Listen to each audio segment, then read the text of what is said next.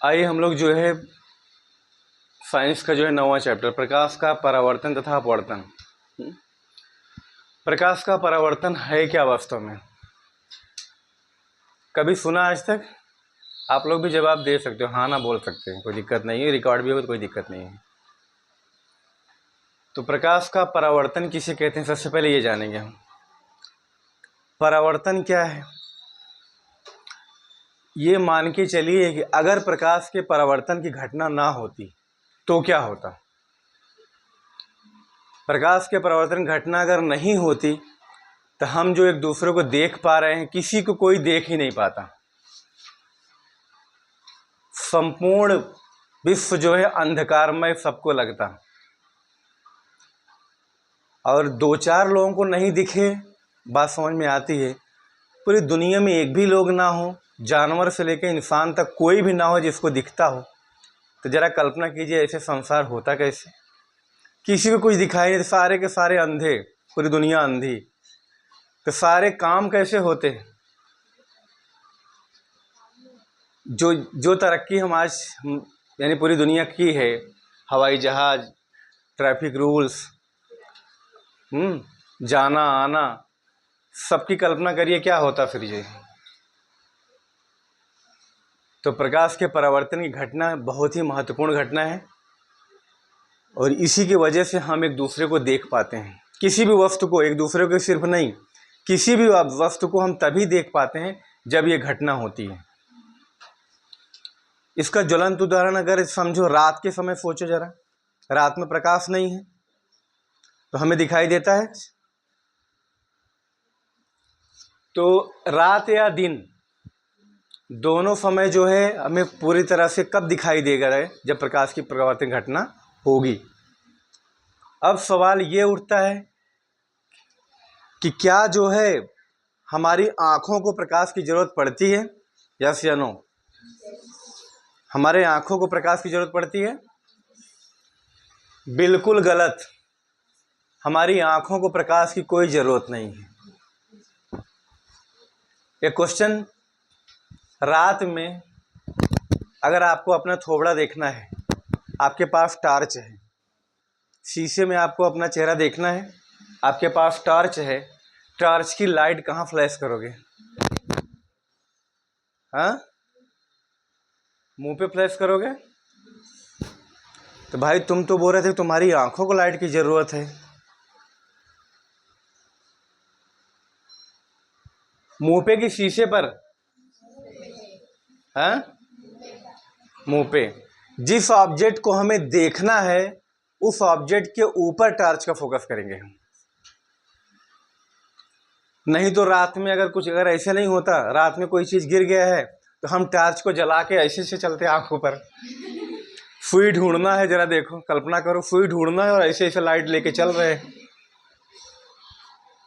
ऐसे ही एक व्यक्ति मूर्ख था कि विद्वान था पता नहीं, तुम्हें जज करना है। एक अंधा व्यक्ति एक लालटेन लेके जा रहा था, अंधा व्यक्ति था, बिल्कुल दिखाई नहीं दे रहा था। तो सामने वाला देखा तो उसके ऊपर हंसने लगा जो है। जब वो ऐसे दिखता नहीं है तो लालटेन लेके चल रहा है जो है, वो सही कर रहा था। अंधा व्यक्ति लालटेन लेके चल रहा था, सही कर रहा था, सही कर रहा था। अंधा जो लेके लालटेन चल रहा था लेके, सही कर रहा था। पीछे गर्ल्स, सही कर रहा था, वो लालटेन लेके चल रहा था। इधर तुम लोग तो बोलोगे रे भगवान बन के आए हो, तुम्हें कहाँ बोलने की जरूरत है। तुम्हें क्या लग रहा है सही नहीं कर रहा था? सही कर रहा था। तुम बताओ क्यों?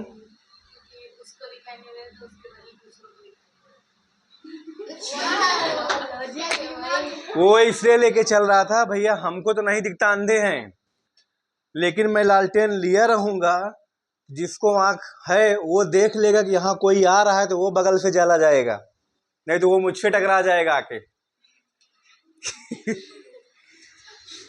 गाड़ी में हम अंदर बैठे हैं ना, 4 व्हीलर या बाइक चला रहे हैं, हेडलाइट आगे है, हम पीछे हैं उसके, वो चल रहा है, मतलब आगे वाला देखेगा कि ये लाइट चल रही है, इसका मतलब गाड़ी आ रहा है, तो वो भी साइड देगा हमको जो है। तो अंधा बहुत अच्छा काम कर रहा था, नहीं तो आंख वाला भी उससे भिड़ जाता। वो लालटेन को देख के आंख वाला साइड हो जाएगा, उससे टकराएगा नहीं, अगल बगल हो जाएगा, इसलिए वो लेके चल रहा था। चलिए, तो प्रकाश का परावर्तन घटना क्या है पहले देखो। मान लीजिए यहाँ पे हमारा सन है, आपको पता है, यहाँ से कोई किरण आई, ये हमारा एक तल है, एक तरफ चिकना है, ये प्लेन है जिसको हम समतल प्लेन कहते हैं। अब यहाँ प्रकाशीय किरण आई, प्रकाशीय किरण जब किसी भी ऑब्जेक्ट से टकराती है आकर, तो उसी माध्यम में वापस लौट जाती है। देख रहे हो, जिस बिंदु पर टकराई, मान लो ये बिंदु ए है और ये यहाँ से बी किरण आई और यहाँ मान लो सी बिंदु है, निकल गई। जब कोई प्रकाशीय किरण माध्यम के किसी सतह से टकराती है और उसी माध्यम में वापस चली जाए, टकराकर उसी माध्यम में वापस लौट जाती, इस घटना को ही प्रकाश का परावर्तन कहते हैं, रिफ्लेक्शन ऑफ द लाइट। ठीक है, फिर से, जब कोई प्रकाशीय किरण समतल के किसी बिंदु से टकराकर उसी माध्यम में, माध्यम की बात कर रहे हैं हम, जिधर से आई थी, ये हवा है, ऊपर से आई, उसी में वापस लौट गई, इसी घटना को प्रकाश का परावर्तन कहते हैं। अब इस ये बिंदु जहाँ पे टकरा रही है, इस पे अगर एक अभिलंब खींचे, काल्पनिक होता है, अभिलंब का मतलब लंब, ये अभिलंब है। ये कोण इधर देख रहे हो, मान लो ये कोण का है थीटा आई और इधर है थीटा आर। ये जो किरण आई है, सूर्य से जो किरण आई है, इसको कहते हैं आपतित किरण। क्या कहेंगे? आपतित किरण या इंसिडेंट रे। और जो किरण वापस गई है, इसको कहेंगे परावर्तित किरण या रिफ्लेक्टेड रे। ठीक है, और ये नॉर्मल या अभिलंब हमारा है। यहाँ जो थीटा आई एंगल है, थीटा आई, ये किसके किसके बीच बना है? आपतित किरण और अभिलंब के बीच, आपतित किरण और अभिलंब के बीच, इसलिए इसको कहते हैं आपतन कोण। क्या कहेंगे? या इंसिडेंट एंगल। घटना शुरू यहाँ से हुई है, आई, थीटा आई, इंसिडेंट एंगल, इसलिए थीटा आई बना, आपतन कोण। थीटा आई क्या है? हमें अगर बताना हो कि आपतन कोण किसे कहते हैं, ऐसे बोलना हो, तो परावर्तित किरण और अभिलंब के बीच बनने वाला कोण आपतन कोण कहलाता है। ओके, आपतित किरण और अभिलंब के बीच, आपतित किरण और अभिलंब के बीच बनने वाले कोण को आपतन कोण कहते हैं। परावर्तन की बात करें तो परावर्तित किरण और अभिलंब के बीच के कोण को क्या कहेंगे? परावर्तन कोण, जिसको हम थीटा आर से डिनोट करते हैं। Theta R reflected angle, incident angle. तो आपतन कोण किसे कहते हैं पता चला? आपतन कोण, यस, यू कैन से, बोल सकते हो। आपतन कोण मतलब आपतित किरण और अभिलंब के बीच, इन दोनों के बीच जो कोण बन रहा है, आपतित किरण और अभिलंब के बीच बनने वाला कोण आपतन कोण कहलाता है। परावर्तित किरण और अभिलंब के बीच बनने वाला कोण परावर्तन कोण कहलाता है। क्लियर हुआ? और परिभाषा एक बार फिर से, प्रकाश का परावर्तन किसे कहते हैं? जब भी कोई प्रकाशीय किरण माध्यम के किसी सतह से टकराकर उसी माध्यम में वापस लौट जाती है, तो इस घटना को प्रकाश का परावर्तन कहते हैं। किसी कोई डाउट है? ओके, पॉज करना। अब इसमें आगे ये तो हुआ प्रकाश का परावर्तन किसे कहते हैं, उसका आंसर हम इस चित्र को बना के दे देंगे जो है, और सबको डिफाइन कर देंगे, समझा देंगे। अब इसमें एक क्वेश्चन बनता है, प्रकाश के अपवर्तन के नियम क्या है? What is the rule of the reflection of the light? तो उस रूल को हम जानेंगे। इसके दो नियम हैं। प्रकाश के अपवर्तन कितना नियम है? दो नियम है। पहला नियम, फर्स्ट लॉ, ये लॉ ये कहता है कि आपतित किरण, परावर्तित किरण और अभिलंब तीनों एक ही समतल में होते हैं। आपतित किरण, परावर्तित किरण और अभिलंब तीनों एक ही समतल में होते हैं। Incident ray, refracted ray and the normal lie in the same plane. तीनों कहाँ होंगे? एक ही समतल में होंगे। क्लियर है? एक समतल का मतलब समझ रहे क्या होता है? समतल एक ही प्लेन में होंगे जो है। अब अलग अलग हम रिफ्रैक्शन पढ़ेंगे तो वहाँ आएगा जो है, जैसे किरण हवा में से आ रही है और पानी में घुस गई तो वहाँ दो भाग हो गया जो है, माध्यम दो हो गया, मीडियम अलग हो गया। तो वहाँ एक हवा वाला माध्यम हो गया, एक पानी वाला माध्यम। तो ये इसमें क्या हो रहा है कि तो प्लेन मतलब एक ही समतल में आएगा, एक ही प्लेन में आएगा जो है। क्लियर है? पहला रूल समझ में आया?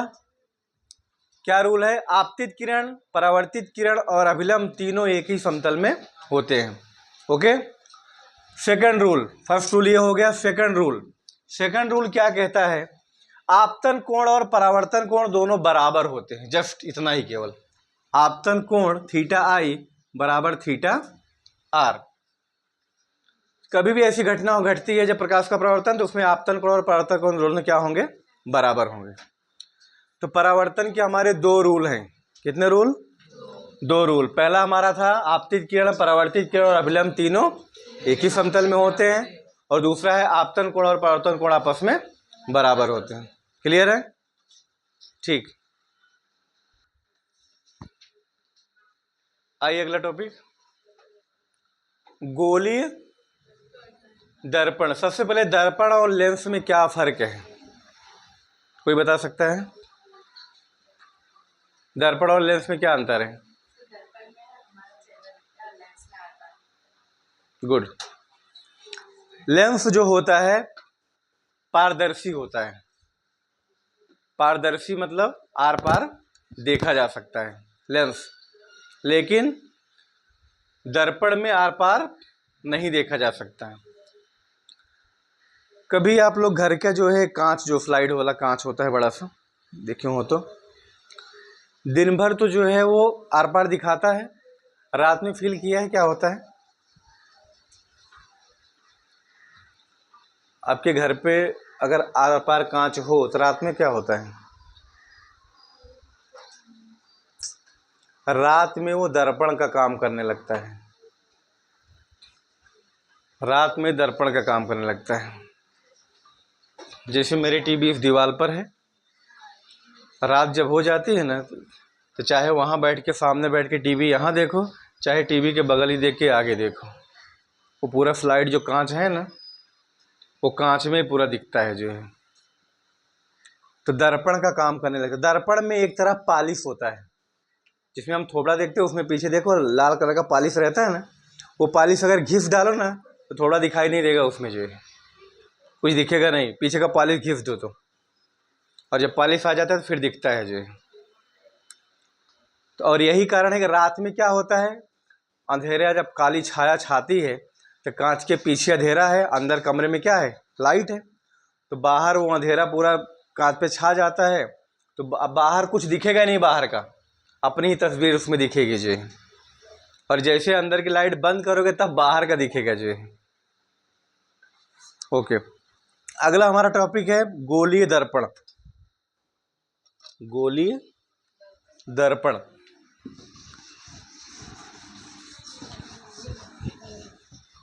तो सबसे पहले गोलीय दर्पण है क्या?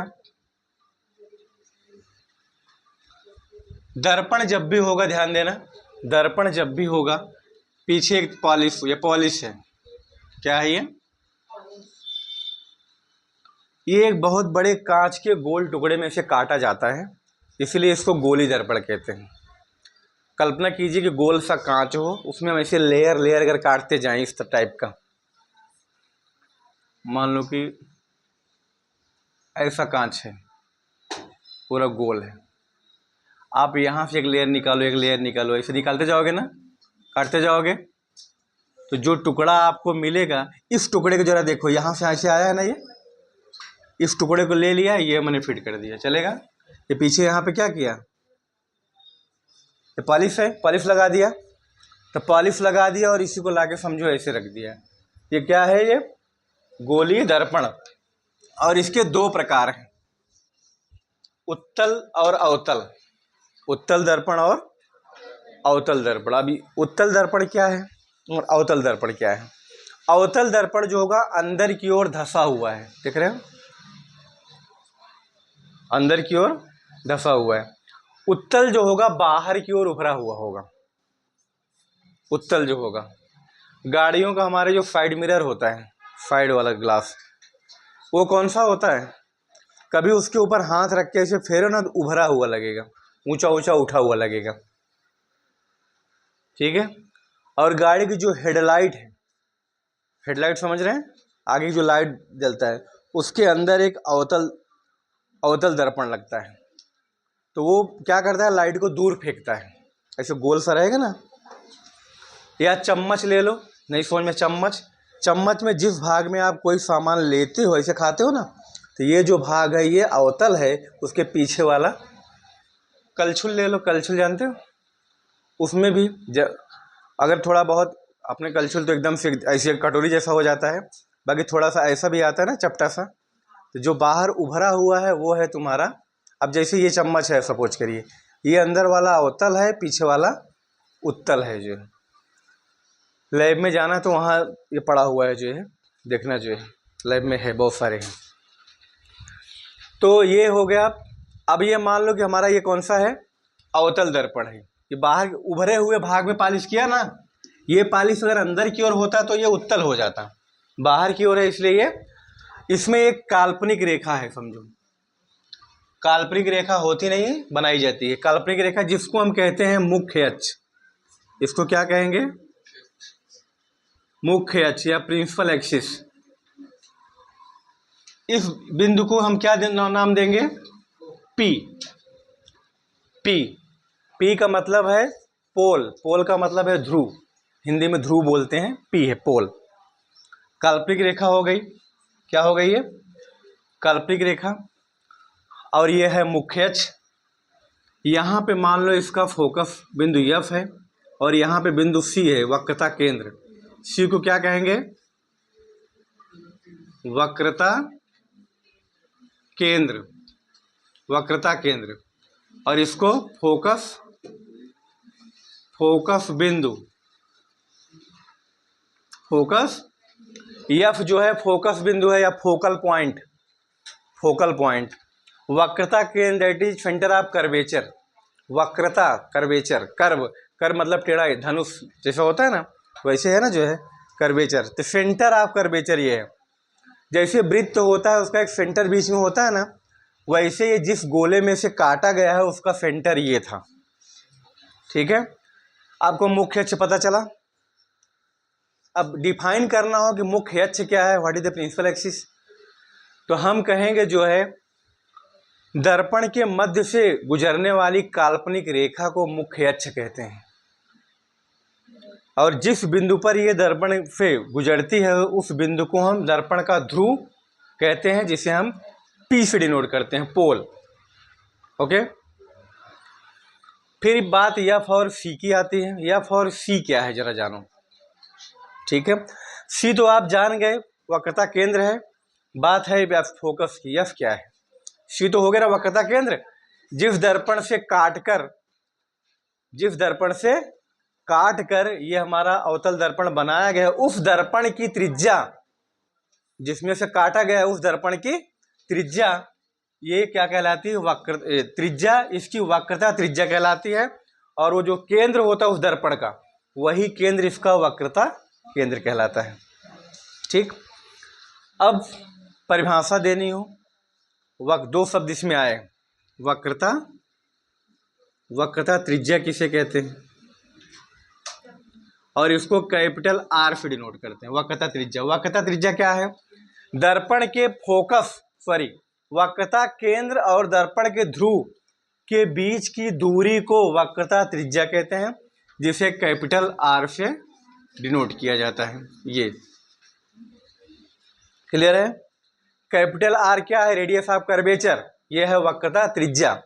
वक्रता त्रिज्या कहाँ से मेजर की जाएगी भाई? त्रिज्या कोई कहाँ से निकाली जाती है? केंद्र से। तो केंद्र मतलब ये वक्रता है, इसलिए वक्रता केंद्र से लेके दर्पण के पी तक, पोल तक, ध्रुव तक की दूरी को हम कहते हैं वक्रता त्रिज्या।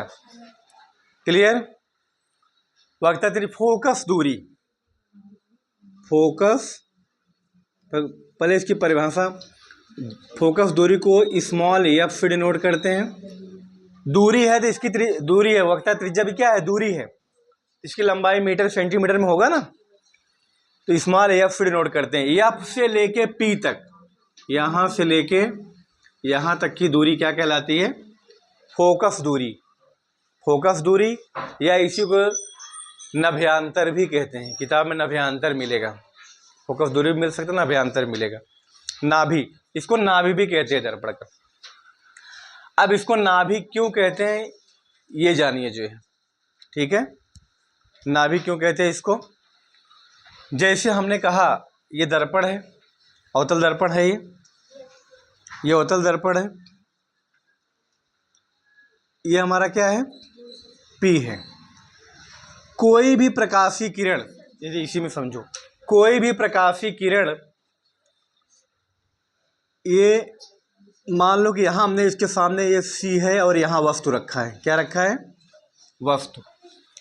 जब वस्तु को इसके सामने रखेंगे तो यहाँ से किरण जाएगी, किरण जाके दर्पण से टकराएगी, दर्पण से टकराने के बाद लौटेगी वापस। जो प्रकाशीय किरण मुख्य अक्ष के समांतर गुजर रही हो, मुख्य अक्ष के समांतर गुजरने वाली किरणें टकराने के बाद एक ही बिंदु से वापस लौट रही हैं, आप देखेंगे यहाँ पे। इसीलिए इसको फोकस बिंदु कहते हैं। आपने कभी बिलोरी कांच का यूज किया है? मैग्नीफाइंग लेंस, जिससे कागज जलता है, कभी यूज किया है? या बड़ा दिखता है, आप ज्योमेट्री बॉक्स लेते हो तो उसके अंदर आता है, तो उससे कभी कागज जलाया हो? कितने लोग जलाए हैं कागज मैग्नीफाइंग लेंस से? बिलोरी कांच